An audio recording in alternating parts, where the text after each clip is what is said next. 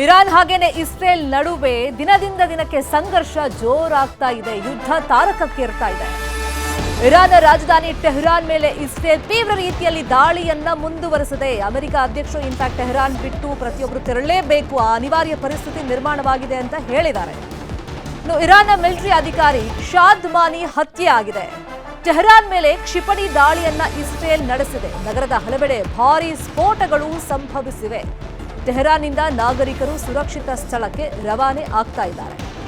ಇನ್ನು ಇರಾನ್ನಿಂದಲೂ ಕೂಡ ಪ್ರತಿ ದಾಳಿ ಇಸ್ರೇಲ್ ಮೇಲೆ ನಿರಂತರವಾಗಿ ಆಗ್ತಾ ಇದೆ.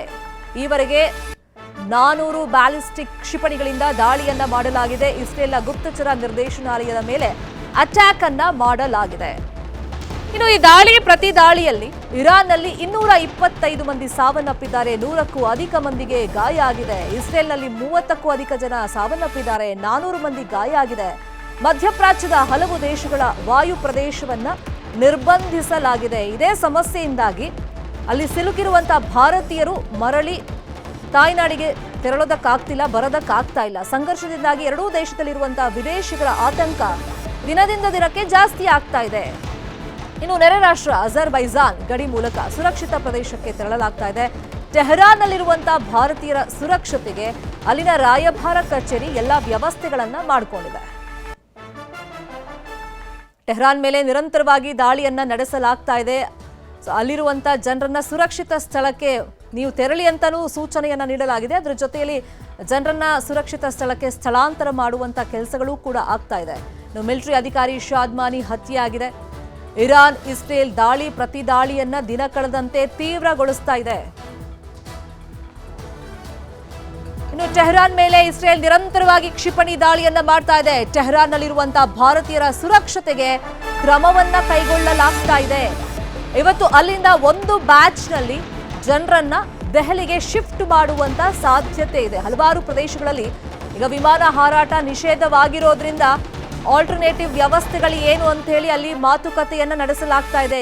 ಎಲ್ಲಿಂದ ಅವ್ರನ್ನೆಲ್ಲ ಶಿಫ್ಟ್ ಮಾಡಿ ಯಾವ ಏರ್ಪೋರ್ಟ್ ಮುಖಾಂತರ ದೆಹಲಿಗೆ ಕರ್ಕೊಂಡ್ಬರೋದು ಅಂತ ಹೇಳಿ ಪ್ಲಾನಿಂಗ್ ಆಗ್ತಾ ಇದೆ. ಈಗ ಒಂದು ಬ್ಯಾಚ್ನಲ್ಲಿ ಇವತ್ತು ದೆಹಲಿಗೆ ಕರ್ಕೊಂಡ್ಬರುವಂತ ಚಾನ್ಸಸ್ ಇದೆ. ಭಾರತೀಯ ರಾಯಭಾರ ಕಚೇರಿಯಿಂದ ಈ ಬಗ್ಗೆ ಕ್ರಮಗಳನ್ನು ಕೈಗೊಳ್ಳಲಾಗ್ತಾ ಇದೆ. ಟೆಹರಾನ್ ವೈದ್ಯಕೀಯ ವಿವಿಯಲ್ಲಿ ಭಾರತೀಯರಿದ್ದಾರೆ. 110ಕ್ಕೂ ಅಧಿಕ ವಿದ್ಯಾರ್ಥಿಗಳು ಇವತ್ತು ಶಿಫ್ಟ್ ಆಗುವಂತ ಚಾನ್ಸಸ್ ಇದೆ. ಅದಕ್ಕೆ ಬೇಕಾದಂತ ಸಿದ್ಧತೆಗಳು ಆಗ್ತಾ ಇದೆ. ಗಡಿ ದಾಟಿ ಅರ್ಮೇನಿಯಾ ತಲುಪಿದ್ದಾರೆ ಭಾರತೀಯರು. ಇವತ್ತು ಅರ್ಮೇನಿಯಾದಿಂದ ಭಾರತಕ್ಕೆ ಶಿಫ್ಟ್ ಆಗುವಂತ ಚಾನ್ಸಸ್ ಇದೆ. 110 ಮಂದಿ ಇವತ್ತು ದೆಹಲಿಗೆ ಶಿಫ್ಟ್ ಮಾಡೋದಕ್ಕೆ ಬೇಕಾದಂತಹ ವ್ಯವಸ್ಥೆಗಳನ್ನ ಮಾಡಲಾಗ್ತಾ ಇದೆ. ಇನ್ನು ಇರಾನ್ ಇಸ್ರೇಲ್ ಮಧ್ಯೆ ಯುದ್ಧ ಜೋರಾಗ್ತಾ ಇದೆ. ಇಸ್ರೇಲ್ ಬೆಂಬಲಕ್ಕೆ ಅಮೆರಿಕ ಬಂದಿದೆ. ಹೀಗಾಗಿ ಇರಾನ್ ಈಗ ಶೇಕ್ ಆಗಿದೆ. ಶರಣಾಗಬೇಕು ಅಂತ ಹೇಳಿ ಇರಾನ್ಗೆ ಅಮೆರಿಕ ಎಚ್ಚರಿಕೆಯನ್ನ ಕೊಟ್ಟಿದೆ. ಮೊನ್ನೆಯಿಂದಲೂ ಟ್ರಂಪ್ ಈ ಬಗ್ಗೆ ಎಚ್ಚರಿಕೆಯನ್ನ ಇರಾನ್ಗೆ ಕೊಡ್ತಾ ಇದ್ದಾರೆ. ಈಗ ಅಮೆರಿಕದ ಒಂದಿಷ್ಟು ಯುದ್ಧ ವಿಮಾನಗಳು ಬರ್ತಾ ಇದ್ದಂಗೆ ಇರಾನ್ ಅಕ್ಷರಶಃ ಶೇಕ್ ಆಗಿದೆ. ಇರಾನ್ನ ಸರ್ವೋಚ್ಚ ನಾಯಕ ಖಮೇನಿ ಮೊನ್ನೆಯಲ್ಲೂ ಕೂಡ ಭೂಗತ ಆಗ್ಬಿಟ್ಟಿದ್ದಾನೆ. ಎಲ್ಲಿದ್ದಾರೆ ಗೊತ್ತಿಲ್ಲ, ಆದರೆ ಸೇಫೆಸ್ಟ್ ಜಾಗವನ್ನ ಅವ್ರು ಹುಡುಕೊಂಡಿದ್ದಾರೆ ಅಂತ ಹೇಳಿ ಮಾಹಿತಿ ಇದೆ.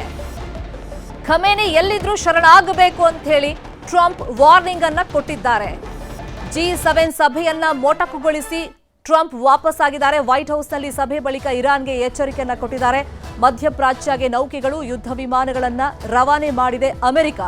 ಈಗ ಅಮೆರಿಕ ಎಂಟ್ರಿ ಆಗಿರೋದ್ರಿಂದ ಇರಾನ್ಗೆ ಟೆನ್ಷನ್ ಶುರುವಾಗಿದೆ. ಇರಾನ್ ಶರಣಾಗದೆ ಇದ್ರೆ ಬಹುದೊಡ್ಡ ದಾಳಿ ಅಮೆರಿಕ ನಡೆಸುವಂತ ಒಂದು ಎಚ್ಚರಿಕೆಯನ್ನ ಕೊಟ್ಟಿರೋದ್ರಿಂದ ಈಗ ಇರಾನ್ ಶೇಕ್ ಆಗಿದೆ. ಅಮೆರಿಕ ನೆರವಿನಿಂದ ಇಸ್ರೇಲ್ ದೊಡ್ಡ ಮಟ್ಟದಲ್ಲೇ ದಾಳಿಗೆ ಇರಾನ್ ಮೇಲೆ ಸಿದ್ಧತೆಗಳನ್ನ ಮಾಡಿಕೊಂಡಿದೆ. G7 ರಾಷ್ಟ್ರಗಳಿಂದಲೂ ಕೂಡ ಇರಾನ್ ವಿರುದ್ಧ ಆಕ್ರೋಶ ವ್ಯಕ್ತವಾಗ್ತಿದೆ. ಇಸ್ರೇಲ್ಗೆ ತನ್ನ ರಕ್ಷಣೆಯ ಹಕ್ಕಿದೆ ಅಂತ ಹೇಳಿ G7 ಶೃಂಗಸಭೆಯಲ್ಲಿ ಪಾಲ್ಗೊಂಡಂತ ದೇಶಗಳು ಹೇಳ್ತಾ ಇದ್ದಾವೆ. G7 ದೇಶಗಳ ಪಕ್ಷಪಾತ ನಿರ್ಧಾರ ಅಂತ ಹೇಳಿ ಇರಾನ್ ಆರೋಪವನ್ನ ಮಾಡ್ತಾ ಇದೆ. ಇದೇ ವಿಚಾರವಾಗಿ ಲೇಟೆಸ್ಟ್ ಡೆವಲಪ್ಮೆಂಟ್ಸ್ ಏನಾಗ್ತಿದೆ, ಈ ಬಗ್ಗೆ ಇನ್ಫಾರ್ಮೇಶನ್ ಅನ್ನ ಕೊಡೋದಕ್ಕೆ ನೇರ ಸಂಪರ್ಕದಲ್ಲಿ ಕನೆಕ್ಟ್ ಆಗಿದ್ದಾರೆ ನಮ್ಮ ನ್ಯೂಸ್ ಏಟರ್ ರಾಘವೇಂದ್ರ ಗುಡಿ. ಈಗ ಇರಾನ್ಗೆ ಮೊನ್ನೆಯಿಂದ ಟ್ರಂಪ್ ಎಚ್ಚರಿಕೆಯನ್ನ ಕೊಟ್ಟಿದ್ದಾರೆ. ಈಗ ಒಂಥರ ಡೆಡ್ಲೈನ್ ತರ ಖಮೇನಿ ಶರಣಾಗಬೇಕು ಅಂತ ಹೇಳಿರೋದ್ರಿಂದ ಸೊ ಇರಾನ್ ಯಾವ ತರ ಶೇಕ್ ಆಗಿದೆ, ಮತ್ತೆ ಅಲ್ಲಿ ಎರಡೂ ದೇಶಗಳಲ್ಲಿ ಸಿಲುಕಿರುವಂತಹ ಭಾರತೀಯ ರಕ್ಷಣೆಗೆ ಕೇಂದ್ರ ಸರ್ಕಾರದ ಕ್ರಮಗಳ ಬಗ್ಗೆ ಹೇಳೋದಾದ್ರೆ. ಶರ್ಮಿತಾ, ಅಮೆರಿಕದ ಯುದ್ಧದಾಹ, ಇಸ್ರೇಲ್ನ ಅಸ್ತಿತ್ವಕ್ಕಾಗಿ ಹೋರಾಟ ಮತ್ತು ಇಲ್ಲಿಯ ಖಮೇನಿಯ ಹಠ, ಇರಾನ್ನ ಖಮೇನಿಯ ಹಠ, ಈ ಮೂರೂ ಕಾರಣದಿಂದಾಗಿ ಮಧ್ಯಪ್ರಾಚ್ಯದಲ್ಲಿ ಮತ್ತೆ ರಕ್ತಪಾತವಾಗ್ತಾ ಇದೆ, ರಕ್ತ ಹರಿತಾ ಇದೆ. ಅದರಲ್ಲೂ ಪ್ರಮುಖವಾಗಿ ಇರಾನ್ ಅಂತ ದೇಶಕ್ಕೆ ಅತಿ ದೊಡ್ಡದಾದಂತ ಗಂಡಾಂತರ ಬಂದಿರುವಂತದ್ದು. ಒಂದು ಕಡೆಯಿಂದ ಇಸ್ರೇಲ್ ದಾಳಿ ಸಾಕಾಗ್ತಿಲ್ಲ ಅನ್ನೋ ಹಾಗೆ ಅಮೆರಿಕ ಕೂಡ ಈ ಯುದ್ಧಕ್ಕೆ ನೇರವಾಗಿ ಎಂಟ್ರಿ ಆಗ್ತಾ ಇದೆ. ಅಮೆರಿಕ ಅಧ್ಯಕ್ಷರಾಗಿರ್ತಕ್ಕಂಥ ಡೊನಾಲ್ಡ್ ಟ್ರಂಪ್ ಮಾಡ್ತಿರುವಂತ ಟ್ವೀಟ್ಗಳು, ಪೋಸ್ಟ್ ಗಳನ್ನ ನೋಡ್ತಾ ಇದ್ರೆ ಇದು ಅಮೆರಿಕ ಅಧ್ಯಕ್ಷನ ಅಥವಾ ಯಾವ್ದಾದ್ರು ರೋಡ್ ಸೈಡ್ ಗುಂಡಾ ಮಾಡ್ತಾ ಇರೋದು ಅನ್ನುವಂತ ಒಂದು ಸಂಶಯ ಬರುತ್ತೆ. ಆ ರೀತಿಯಾಗಿರ್ತಕ್ಕಂಥ ಪದಗಳ ಬಳಕೆಯನ್ನ ಅಮೆರಿಕ ಅಧ್ಯಕ್ಷರಾಗಿರ್ತಕ್ಕಂಥ ಟ್ರಂಪ್ ಮಾಡ್ತಾ ಇರುವಂತದ್ದು. ಅವರು ಒಂದು ಪೋಸ್ಟ್ ಅನ್ನ ಮಾಡಿದ್ದಾರೆ ತಡರಾತ್ರಿ. ಅದರಲ್ಲಿ ಅವರು ಹೇಳಿರುವಂತ ವಿಚಾರವನ್ನ ಗಮನಿಸಬೇಕು ಶರ್ಮಿತಾ.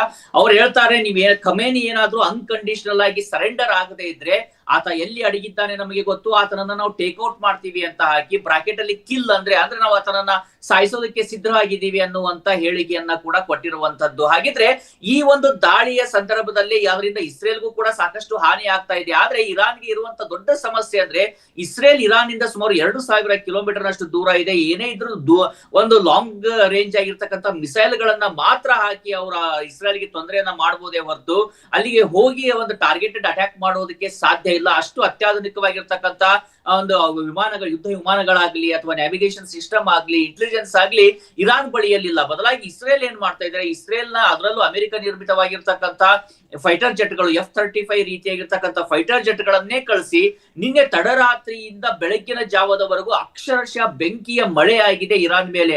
ಅಲ್ಲಿ ಆಯಿಲ್ ಫೀಲ್ಡ್ಸ್ ಗಳಿರ್ಬೋದು, ಅಲ್ಲಿ ಇರ್ತಕ್ಕಂಥ ರಿಫೈನರಿಗಳಿರ್ಬೋದು, ಅಲ್ಲಿ ಇರ್ತಕ್ಕಂಥ ಮಿಲಿಟರಿ ಕಾಂಪ್ಲೆಕ್ಸ್ ಇರ್ಬೋದು, ಅಥವಾ ಅಲ್ಲಿಯ ಮಾಧ್ಯಮವನ್ನ ಕೂಡ ಟಾರ್ಗೆಟ್ ಮಾಡ್ತಾ ಇದೆ ಇಸ್ರೇಲ್. ಅಷ್ಟು ದೊಡ್ಡ ಮಟ್ಟದ ದಾಳಿಯನ್ನ ಮಾಡ್ತಾ ಇದೆ. ಹೀಗಾಗಿ ಸಹಜವಾಗಿ ಇಸ್ರೇಲ್ನ ಸಾಕಷ್ಟು ಇರಾನ್ ಸಾಕಷ್ಟು ಜನರಲ್ಲಿ ಆತಂಕ ಉಂಟಾಗ್ತಾ ಇದ್ರೆ, ಮತ್ತೊಂದು ಕಡೆಯಿಂದ ಇಸ್ರೇಲ್ ಕೂಡ ತನ್ನ ಅಸ್ತಿತ್ವದ ಹೋರಾಟ ಅಂತ ಇದನ್ನ ಹೇಳಿಕೊಳ್ಳುವಂತ ಪ್ರಯತ್ನ ಮಾಡ್ತಾ ಇದೆ. ಈ ಮಧ್ಯದಲ್ಲಿ ಎರಡೂ ದೇಶದಲ್ಲೂ ಕೂಡ ಭಾರತೀಯರು ಸಾಕಷ್ಟು ಸಿಲುಕಿದ್ದಾರೆ.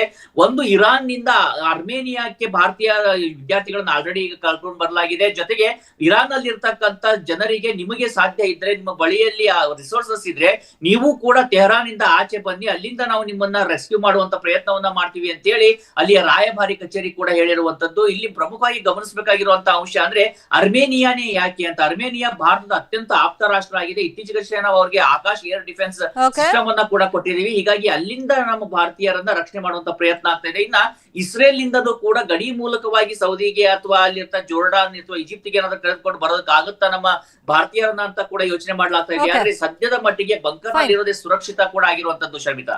ಫೈನ್. ಮುಂದಿನ ಬುಲೆಟಿನ್ ಅಲ್ಲಿ ಇದರ ಅಪ್ಡೇಟ್ ಅನ್ನ ಪಡ್ಕೊಳ್ತಾ ಹೋಗೋಣ. ಥ್ಯಾಂಕ್ ಯು ಸೋ ಮಚ್ ಗುಡಿ, ಈ ಕ್ಷಣದ ಮಾಹಿತಿಯನ್ನು